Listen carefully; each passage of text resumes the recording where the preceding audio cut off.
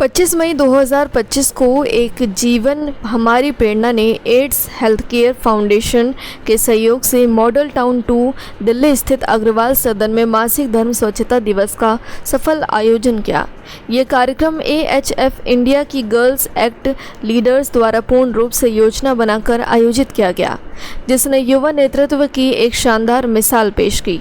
इस आयोजन में 285 से अधिक प्रतिभागियों ने भाग लिया, जिनमें युवा लड़कियां और लड़के, महिलाएं, NGO प्रतिनिधि और समाज सेवी शामिल थे।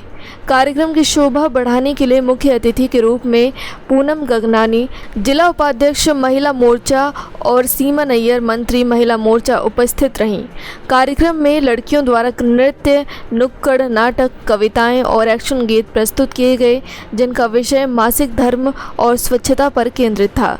एक विशेष प्रस्तुति जो मासिक धर्म उत्पादों का उपयोग कर महिलाओं के नेतृत्व को समर्पित थी, उसने ये शक्तिशाली संदेश दिया: मासिक धर्म कभी भी किसी लड़की के सपनों की राह में बाधा नहीं बनना चाहिए। कार्यक्रम के दौरान गर्ल्स एक्ट द्वारा एक पॉडकास्ट पहल की शुरुआत मुख्य अतिथि पूनम गगनानी द्वारा की गई। ये पहल विभिन्न सामाजिक व स्वास्थ्य विषयों पर जागरूकता फैलाने के उद्देश्य से शुरू की गई है। गर्ल्स एक्ट लीडर्स को बैज और स्मृति चिन्ह भेंट कर सम्मानित किया गया। वहीं सभी सक्रिय प्रतिभागियों को उपहार, टी-शर्ट और सैनिटरी नैपकिन युक्त बैग प्रदान किए गए। इस आयोजन ने मासिक धर्म स्वच्छता के महत्व को उजागर किया और इस विषय से जुड़े सामाजिक कलंक को तोड़ने में युवा नेतृत्व की भूमिका को मजबूती से पेश किया। आज AHF की तरफ से जो महामारी स्वास्थ्य दिवस मनाया गया है, क्या लगता है ये स्लम एरिया के जो स्टूडेंट्स हैं, जो छात्र हैं, उनको कितना महत्वपूर्ण? ऐसे प्रोग्राम करके जितनी अवेयरनेस मुझे आज, मैं इस प्रोग्राम में पहली बार आज आई हूँ, मुझे यहाँ आकर इतना अच्छा लग रहा है कि एक महिला ही महिलाओं को आगे इम्पोज करने के लिए कितनी मेहनत कर रही है। अब बताओ, आज पहले हम इसी चीज़ को छुपाया करते थे, लेकिन आज हम सब मिलकर, भाई बहन सब मिलकर, इस बात को हम बता देना चाहते हैं कि ये कुछ शर्माने वाली बात नहीं है। इससे यही हमारी शक्ति है, यही हमारी ताकत है, इसी से हम पूर्ण नारी बनते हैं। और आज की महिला क्या नहीं कर सकती, ये तो सबको ही पता है। आप लोगों को भी पता है, आप भी बीइंग ए गर्ल कहाँ से कहाँ पहुँचे हो। अब तो हमारी देश की CM भी रेखा गुप्ता जी, जो हमारी महिला है, वो मेरी रह चुकी हैं सखी। तो मैं ये कहती हूँ कि अगर मन से माँ बाप लड़की को हर फील्ड में सपोर्ट करें, उसका सहारा बने, तो लड़कियां कहीं कम नहीं है। और ये तो बहुत छोटी सी चीज है, पहले टाइम में थोड़ा सा इसको नहीं माना जाता था।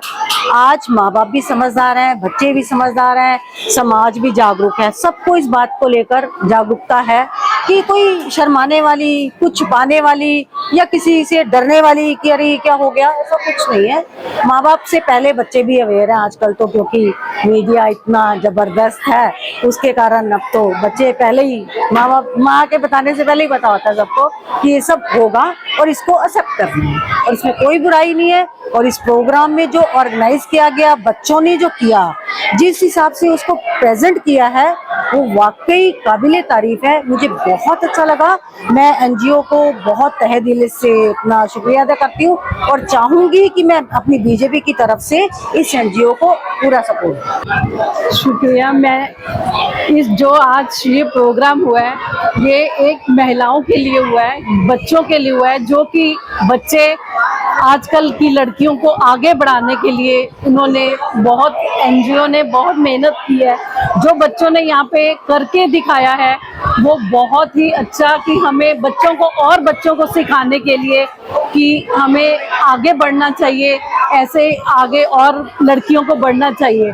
और आजकल की जो हमारे भारत की लड़कियां हैं, वो आजकल टॉप पे जा रही हैं और हमें इस बात की बहुत खुशी होती है कि हमारे देश की बच्चियां, महिलाएं आगे जाएं और हमारे देश का नाम रोशन करें।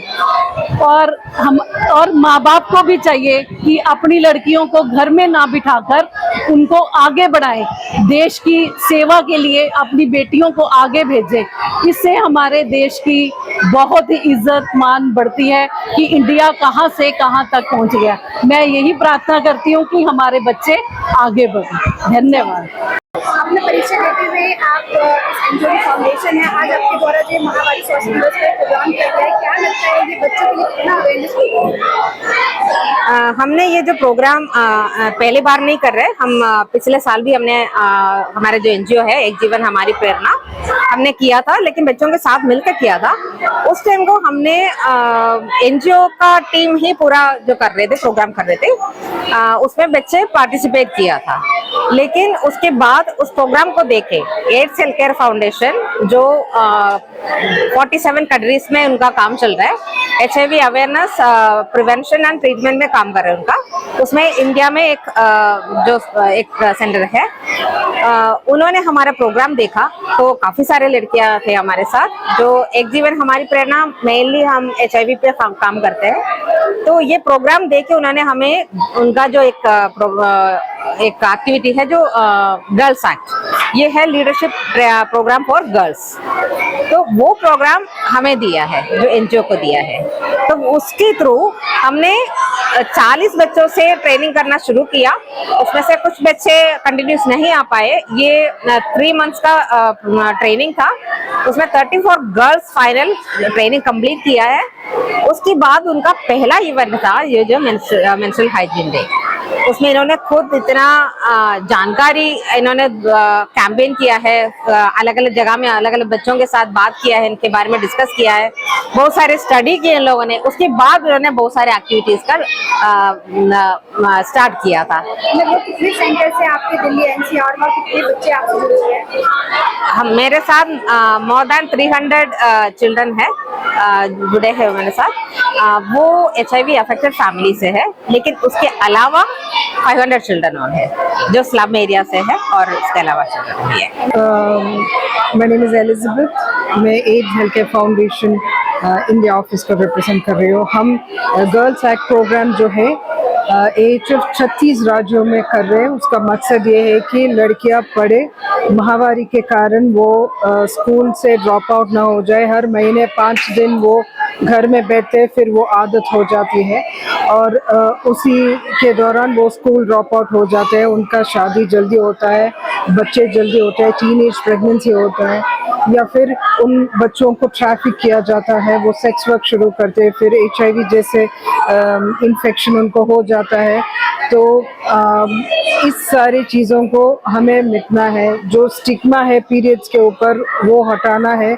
बच्चे आगे आए, पढ़े, वो स्कूल में ही रहे, क्योंकि स्कूल ड्रॉप आउट होने के बाद जब वो उसका शादी हो जाता है, उनके उतना हिम्मत नहीं रहता है, कॉन्फिडेंस कम होता है, स्किल्स नहीं होते हैं। अगर कल उनको एक जॉब करना है तो अपॉर्चुनिटीज बहुत कम होता है, फिर सेक्स वर्क करना पड़ता है। तो पॉवर्टी और ये स्टिग्मा, ये सारी चीज़ों की वजह से बच्चे ना they end up being in a very bad situation. तो स्वास्थ्य इज फर्स्ट, हेल्थ तो पहले आता है, उसका हमें देखभाल करना है।